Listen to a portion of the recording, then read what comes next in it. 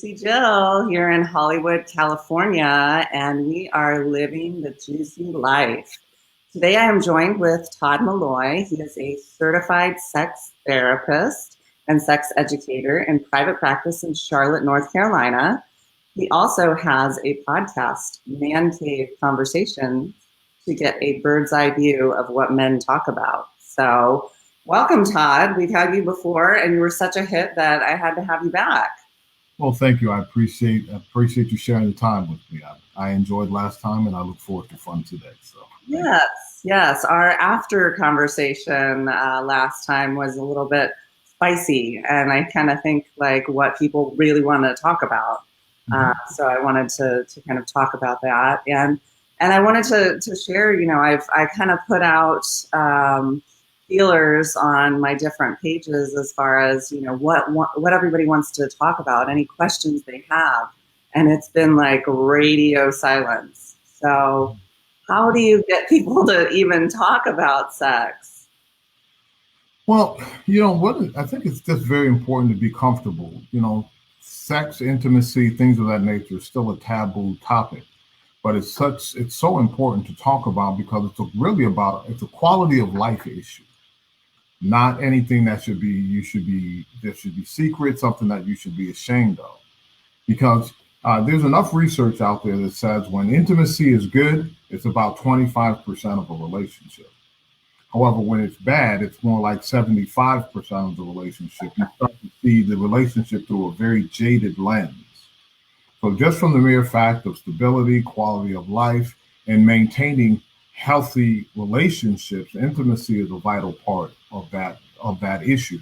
Irrespective of societal norms and taboos, we have to at least find some forum where we can talk out loud about it using the anonymity of Facebook or phone calls, radio, whatever, to be able to talk about it, but then be comfortable enough to talk about it with our partners, people that we're theoretically sharing one of the most intimate times. But I can be physically intimate with you, but I can't be emotionally intimate with you. I'm not willing to use my voice. There seems to be something not right about that. That I can be transparent, I can be naked, but yet be ashamed at the same time. It's an awkward place to be, and we don't have to be there. Absolutely. And I think you just said something really key is shame. I think so many people live kind of a shame-based life, and that transfers into the bedroom. And you mentioned intimacy, and I don't know where I've heard this, but if you break down the word, it's into me, I see. So it really is that like allowing yourself to be completely vulnerable and not just physically naked with someone, but emotionally, perhaps spiritually, mentally naked with someone. When we're not connected to ourselves and being willing to be vulnerable, transparent in a safe environment, we actually do ourselves and our partners a disservice because we relegate something that can be very beautiful, bigger than the sum of the parts together, the heavenly experience. We deny ourselves that because we make it very performance-based. We make it about pieces and parts and not about a bigger than life connection that is available to us. Absolutely. So how, I know from my experience as a physician, balancing women's and men's hormones, this is definitely part of their health, is their sexual health. So I do get in there and have the conversation. And I just received a comment from Leslie, our awakening dentist. Hi, Leslie. And she says, can the admission of hormones cause a better sex life? Absolutely. So, in talking with, even women, as a female physician, I find it hard for them to talk about it in general. So I have to, really get in there and ask them questions, specific questions. Do you feel sexy? Because obviously there's so many components of sex and intimacy and a sex life. And if you don't feel sexy, that's, for sure one one item. And that can be because you feel overweight. It also could be, vaginal dryness is a big change that occurs in women with hormonal decline. Correct. I find that even as a woman to woman, I have a hard time having them open up. So, what are your kind of tips and tricks to get the conversation going? First and foremost, I do a lot of permission getting. I always ask permission to talk about things that are uncomfortable. I kind of share up front that, hey, in the process of working with you, because when I work with people, I work from a systemic view. So because we are sexual beings, there's enough research out there to validate that statement. That is a part of the conversation. So in the course of me meeting with individuals, couples, we're going to talk about that. And I always ask permission, and I don't want to take people too far out of their comfort zone, but I always share that your private parts shouldn't be private to you. And if you're going to be able to be transparent with someone, comfortable, intimate with someone, wouldn't you want them to know what your true wants and desires are, as opposed to not knowing and using old history in a new situation? You know, Too oftentimes in society, we generically think everything's supposed to look a certain way. One, two, three, four, five, nice little pretty boxes. At what point do we begin to challenge ourselves to say, hey, this is an opportunity that I can customize my relationship, not based on what TV says, not as a result of what my parents did, but really connect to myself, begin to share my voice, my interests, my fantasies, such that now I can create an experience that truly belongs to me and that is inclusive to who I am. Okay. So, how do you recommend talking about it with your partner? Do you recommend when you're actually in the bedroom? Do you recommend, having a date night specific to have the conversation? Are you being satisfied? Am I satisfying you?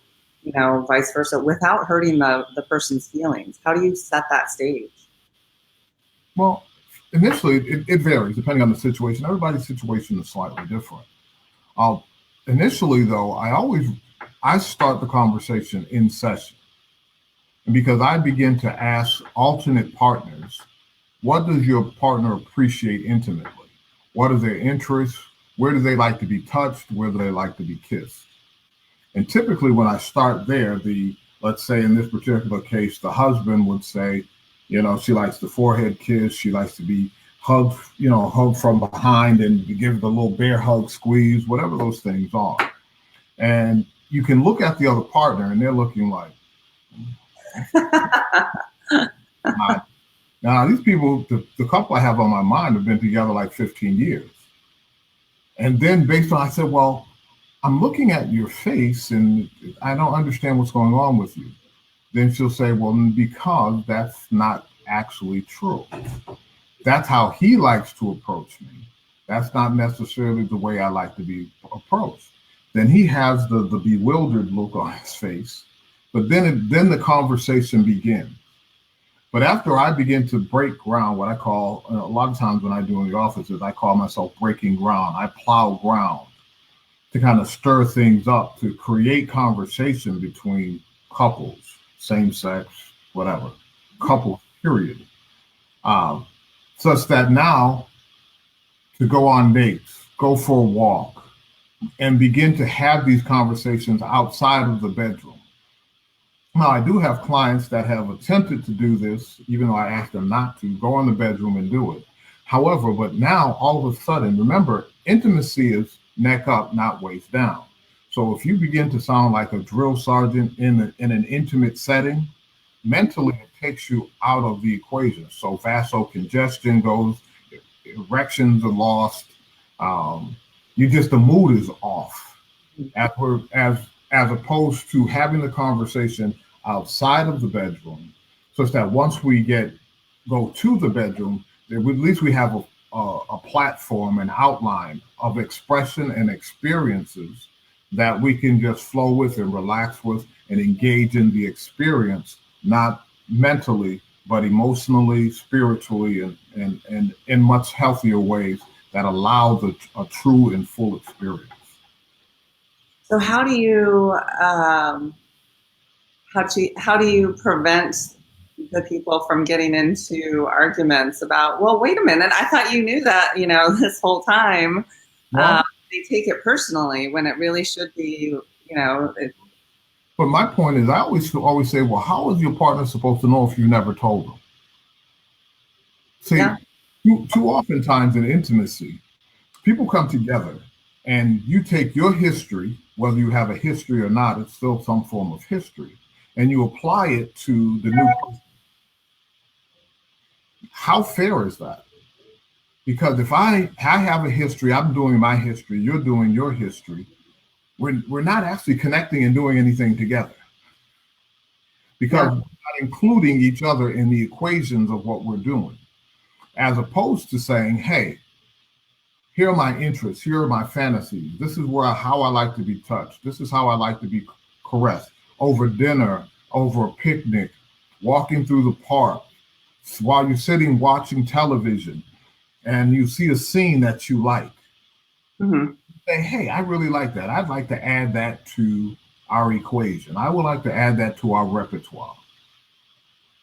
But unless you're communicating, you're asking a person to take a shot at Jack Daniels, put a blindfold on, spin around 3 times, and hit a bullseye in the dark. Yeah. If you're not having that dialogue and you're not customizing the relationship to include you with your wants, desires, needs, and interests, you're doing yourself and the relationship a disservice. Absolutely. And I think what you said is, there's so many conversations that we have in our head that we don't share with the partner. And one of the things that I've seen, whether I'm talking with a woman or a man and I ask about their sex drive, I have to explore why.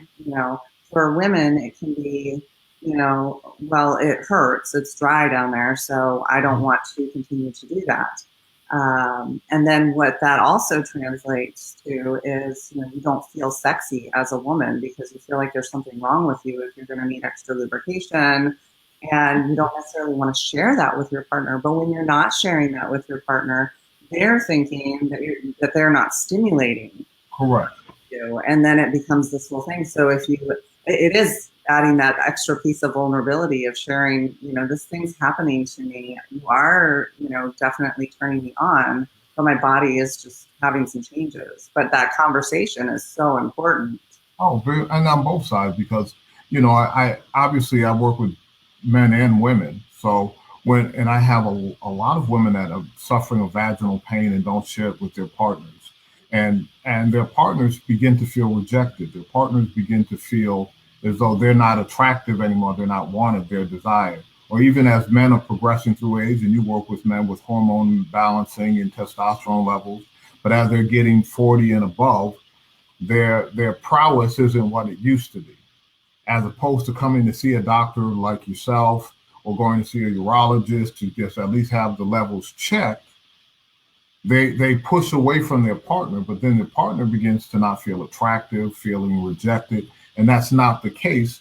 But as opposed to just being very transparent about where we are, sharing our truth, I always, the golden rule: treat people like you want to be treated, be truthful, honest, the moral fiber of this country. But yet, when it's time for us to be truthful about our innermost self, we're hesitant to do that. Mm-hmm.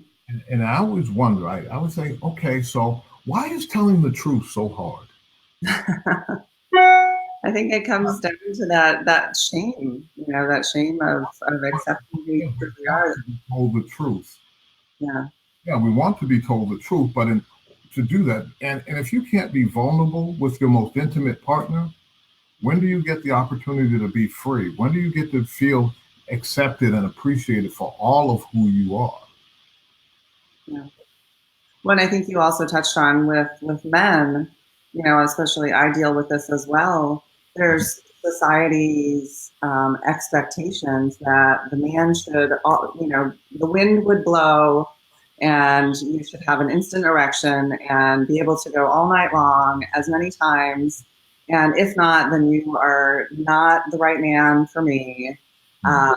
And that's just not the case, you know. And the other thing is, you know, people think that you know the climax or the orgasm is the utmost importance, and it really is about, you know, riding the waves. And we've talked about this before, and that's part of what the study of tantra is riding those waves. Exactly, and the orgasm shouldn't be an end. That isn't like a finishing line. Yeah. It's part of an experience. Because just because we get to that orgasm, and women can have several more orgasms than a man can have. However, it's about an inner course and an outer course. It's about creating an experience and a togetherness and a connection that is not just limited to the pelvic region. It's a full body experience. It's a sharing. It's a releasing. It is availing of yourself in the most vulnerable of ways. I love that outer course. I've never heard that before. Oh yeah. One of the things that I recommend to my clients is an app called Pillow, which is an intimacy app. Are there any other tools that you recommend? Because I think when you just kind of let people to their own devices and say, we'll talk more, it's hard for them to navigate. But are there some kind of rules of engagement? Well, I'll have to get the name of that app you mentioned because I don't have that. However, in the office, I have body maps. I have body maps. Kind of we create intimacy scenes. There's exploration that we do. So there are a number of varying sites to talk about erotic massage, even tantra, and various things wherever they're interested. So depending on the developmental level of a couple that I'm working with, I have very specific interventions. I have specific tools that I work intimately with them, or to customize specifically for them, to make them aware of what's possible. Because you have some people that really don't have much imagination, creativity. They've been very sheltered. They're not very exposed or explored. So we facilitate that by creating those opportunities, those environments. We have sensei focus drills to teach how to touch, pressure, speed, temperature, things of that nature, such that as they're in a very safe way in my office, participating, practicing, now they have an example to go build on outside of, where they'll take a shower, they will turn on music, set lighting, change sheets, and lay. And it's not about sex, it's not about connecting. So there is no penetration of any kind. It's just about connecting, sharing, laughing, talking, touching, caressing, hugging, just to create a sense of connection. Because too oftentimes in the course of being a husband, being a wife, being partners, you get caught on the what I call the hamster wheel of life. You become very functional, life becomes very routine. We go to work, we take care of the kids, we're exhausted by the end of the day, we go to bed. But we become further and further and further apart. So I work a lot to bring through those interventions, tools to bring people closer together, such that now we can really connect in a special way. Absolutely. And I think for, you know, that there's that old book, men are from Mars, women are from Venus. There's very different theories as far as what turns on a woman or what makes them feel intimate. Right. And a lot of times is outside of the bedroom, and it's simple things like, you know, a touch on like the small of her back while she's cooking for you, or, you know, just simply appreciating the small things that she's doing, and vice versa for men. And I think it's sharing those things. Mhm. Uh, or there's also the five love languages, you know, just because I prefer to receive love in a certain way doesn't mean that you're going to receive it in the same way. So if I keep trying to give it the way I like it, then I'm missing the mark. Right. Because again, it goes back to how we're communicating. Now, I'm not saying this because I'm a man, I'm just quoting the research. Research says women lack erotic focus. because women are always have a to-do list running in their heads. It's I have to work, I have the kids, their body image issues, all of the different things that may be going on. And it's not until a partner can slow the list down or take things off the list does it create opportunity for the arousal process to really come into play. So I always share with men, I said, foreplay changes throughout the course of a relationship.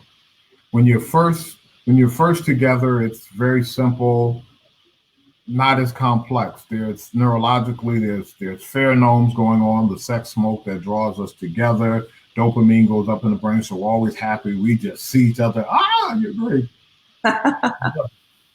As time progresses and we become more comfortable, more familiar with one another, that foreplay has to change. For example, I always share with new husbands, foreplay doesn't look like you used to think it looked. You take a shower, you change, you put the music on and the roses. No, now it becomes washing dishes, helping put babies to bed, and picking up the laundry. Hey, how can I help? You get home a few minutes early, you make dinner. Those are the things that taking those to-dos off of her list. She feels valued. She feels that you really see what's going on. You're really engaged in the activities of this house. Now, when you came home from work, you took the children and you put them to bed and so forth, allowed me now to breathe, take a shower, relax, unwind. So now that as we come together, I can offer myself to you in some way or fashion that's pleasing because you've created space for me to slow down, breathe, connect to myself, and move from that place. As opposed to an exhausted self, I'm a rested self. All I can think of is the movie Waiting to Exhale.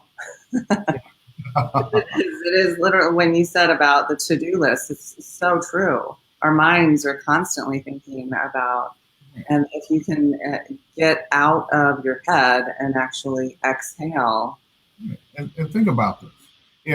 If you know you have this list to do and your partner sees the list and just starts taking those things off the list, they see me. I feel valued. I feel important. I'm significant. I'm primary. That person sees what's going on. That individual begins to participate in all of those activities. What wouldn't you do for that person? Who doesn't want to be seen? Who doesn't want to be valued? Who doesn't know they want to be appreciated? That fosters good feeling. Yeah, absolutely.